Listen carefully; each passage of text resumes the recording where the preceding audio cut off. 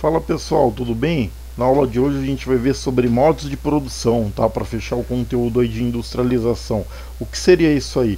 Como que a indústria ela foi melhorando, como a indústria ela foi produzindo ao longo aí da segunda revolução industrial, tá? Então a aula de hoje é sobre Taylorismo, Fordismo e Toyotismo, tá? Esses três meios de produção que o nosso livro ele traz aí, né? Basicamente, o que seria um modo de produção? Modo de produção vai ser o que? Um conjunto de técnicas, um conjunto aí, de ferramentas, um conjunto de invenções para eu tentar produzir mais rápido, mais barato e que o produto saia o que? Com um acabamento, com uma qualidade melhor. Basicamente, eu traduzindo, modo de produção é isso aí, eu melhorar todo o meu processo de produção industrial, tá? Vale lembrar que isso aí começou a ser pensado somente a partir da segunda revolução industrial, tá? Antes não tinha essa organização. Como assim? Ué, tudo que era montado, não é que era montado de uma forma desorganizada, mas você não tinha nenhum tipo de, por exemplo, processos, né? Você não tinha nenhum tipo de regra para produção, você não tinha nenhum tipo de organização para produção, então de repente assim a produção ela era muito mais lenta, não era tão eficiente, tá? Então a partir da segunda revolução industrial, no começo de 1900, tudo isso aí começa a ser modificado, né? Basicamente a gente vai começar a falar aí de um dos processos de produção aí mais famosos aí, né? Que acaba modificando o mundo, tá? O Fordismo. Fordismo, isso aí mesmo. Ele foi justamente inventado pelo dono da Ford, né? Aquela empresa de carro, lá, empresa automobilística Ford, quem vai implantar aí o Fordismo aí, quem vai criar esse método, esse modelo de produção é o fundador da Ford, né? Vale lembrar que ele vai revolucionar o processo industrial, tá? O processo industrial basicamente vai passar por uma revolução, tá? Porque ele vai introduzir mecanismos de produção que jamais nunca ninguém ousou pensar. O mecanismo mais simples que ele pensou em criar é a linha de montagem, tá?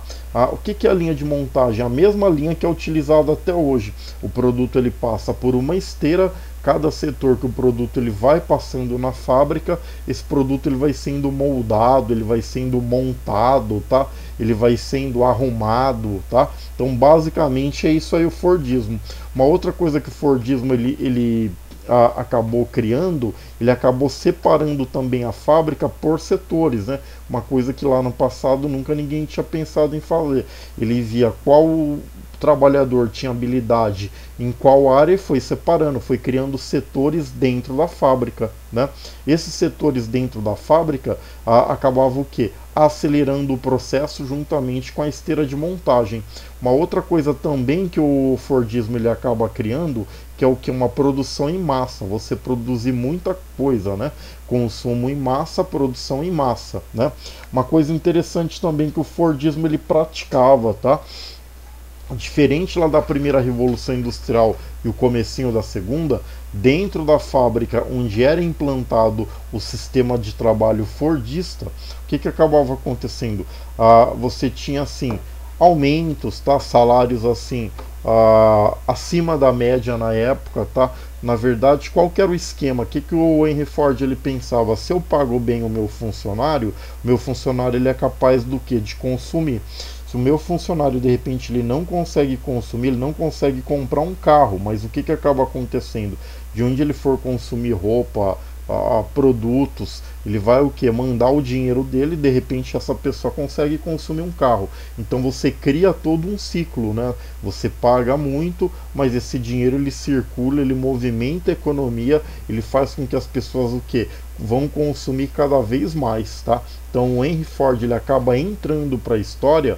Por quê? Por criar esse sistema revolucionário, né? Então a gente tem uma imagem aí de uma linha de montagem, tá? Uma linha bem simples, ó. O carro ele vai passando por esteiras, o carro ele é montado por setores, tá? Um setor coloca a roda, um setor coloca o motor, um setor coloca a carroceria, um setor pinta a carroceria, ó. A roda ela vem dessa aqui para ser montado. Então o tipo de trabalho feito na fábrica ele fica muito mais organizado, tá? Então esse sistema de produção ele é muito famoso, né? Justamente pela esteira de produção, tá? E aí sem contar que o Henry Ford, para a época dele, ele simplesmente ele era um gênio, né? Por que ele era um gênio? Ele consegue criar carros muito baratos, tá? Conseguem criar carros que esses carros eles conseguem ficar até populares, conseguem popularizar o automóvel, né? E uma das coisas interessantes, por que o símbolo da segunda revolução industrial justamente é o carro? Justamente por todo esse processo de produção do carro, né? O Henry Ford, ele assim, estava tão à frente do tempo dele. Por exemplo, ele chega a criar na época dele lá uma cidade em plena floresta amazônica, tá? Para você o que ter a produção de borracha, tá? Para componentes aí do carro, tá?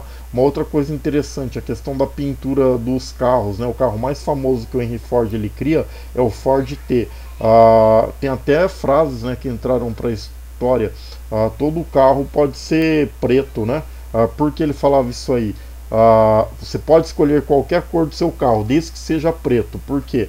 Porque a cor preta ela secava mais rápido, era muito mais fácil de você dar acabamento, de você fabricar o carro em si, tá? Então é interessante a gente pensar em todos esses processos, né? O Fordismo, não é que ele é utilizado até hoje, mas a linha de montagem que ele criou acaba sendo utilizada até hoje, né? Na verdade, você não achou um jeito de substituir a produção industrial, não só de carro, tá? De qualquer produto. Então, por isso que o Fordismo ele entra para a história. Mas o Fordismo ele também ele tinha defeitos, tá? Não era só qualidade, né? Tudo dava certo, não tinha coisa errada. Por quê? A linha de montagem ela tinha que ser sincronizada, ela não podia parar, né? Então o que acabava acontecendo? Às vezes você não fabricava um produto tão bem feito, às vezes o produto acabava ficando com algum tipo de falha, né?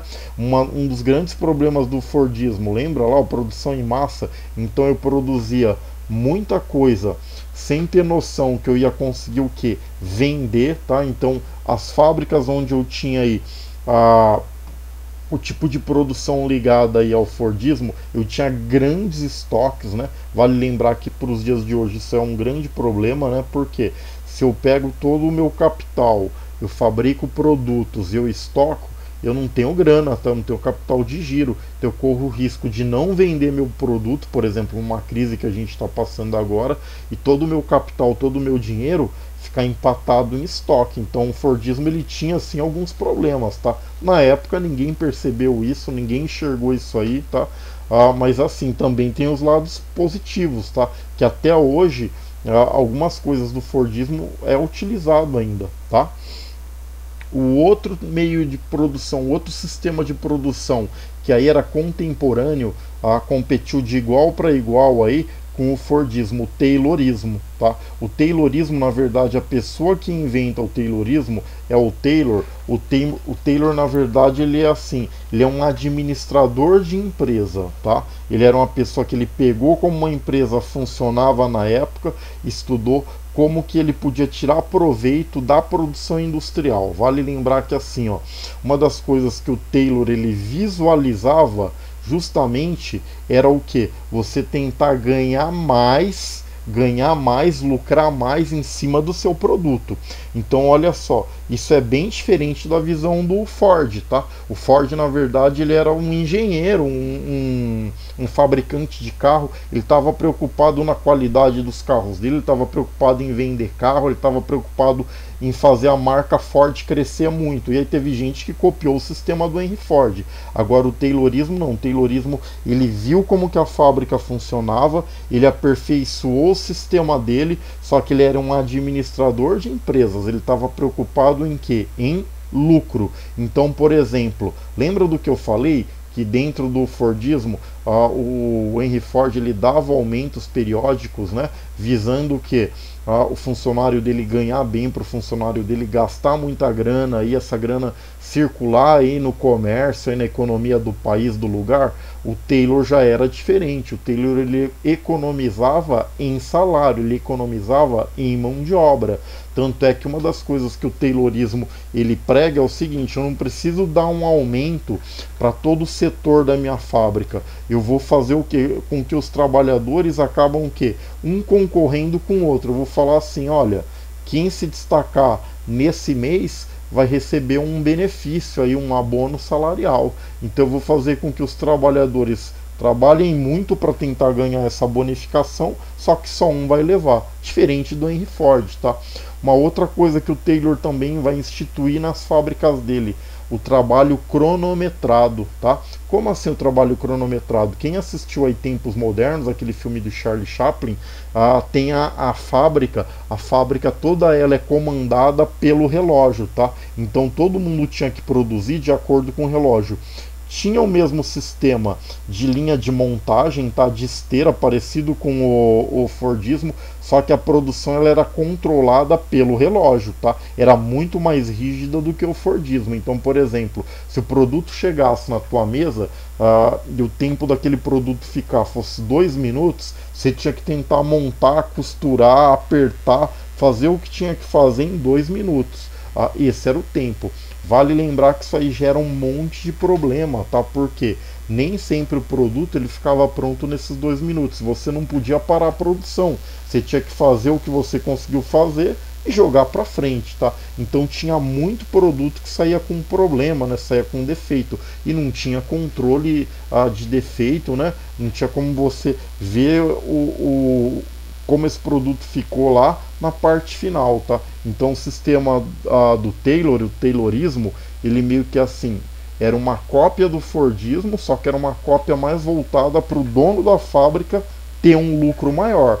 Você não ia pagar bons salários, tudo que você fizesse dentro da fábrica era um trabalho cronometrado, o trabalhador ele meio que era assim, escravo do relógio, né? Ele tinha que ficar muito preocupado com o tempo de produção, tá? Então era um outro sistema na época, né? Também da segunda revolução industrial, tá? E aí o que acaba acontecendo? Quando você tem lá, depois da Segunda Guerra Mundial, surge um novo sistema que existe até hoje, tá? Que é o toyotismo.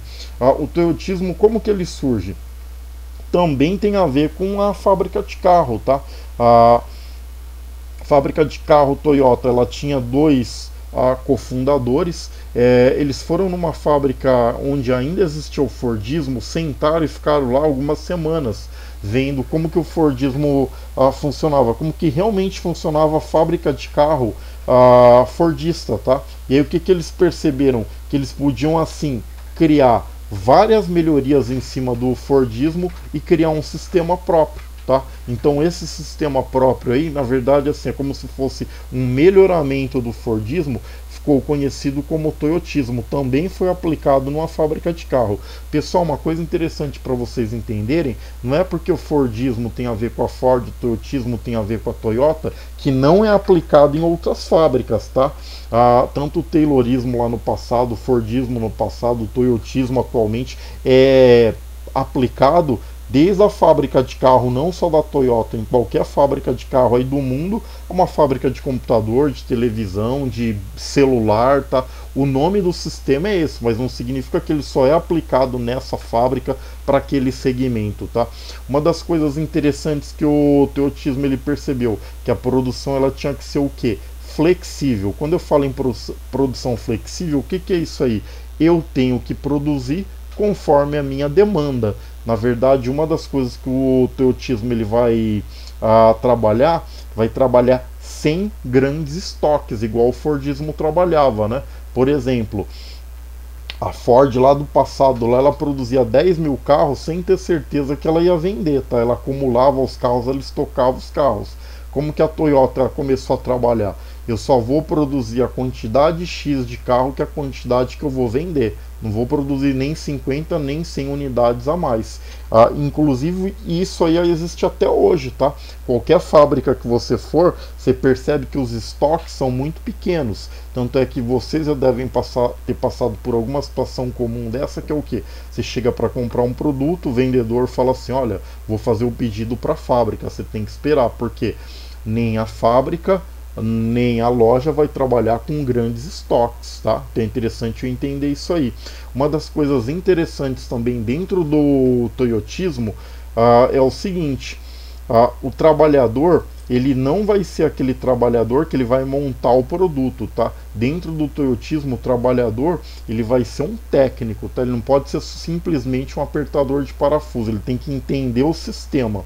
Tanto é que ele tem que entender o sistema que ele pode dar sugestões para o engenheiro para aquele produto ser melhorado. De repente o engenheiro produziu, o engenheiro não percebeu que de repente ele colocou em certa peça lá 4 parafusos, que na verdade com 3 já resolvia o problema. Então o operário, o técnico que está trabalhando na fábrica, ele tem essa liberdade de pensar, de visualizar, né?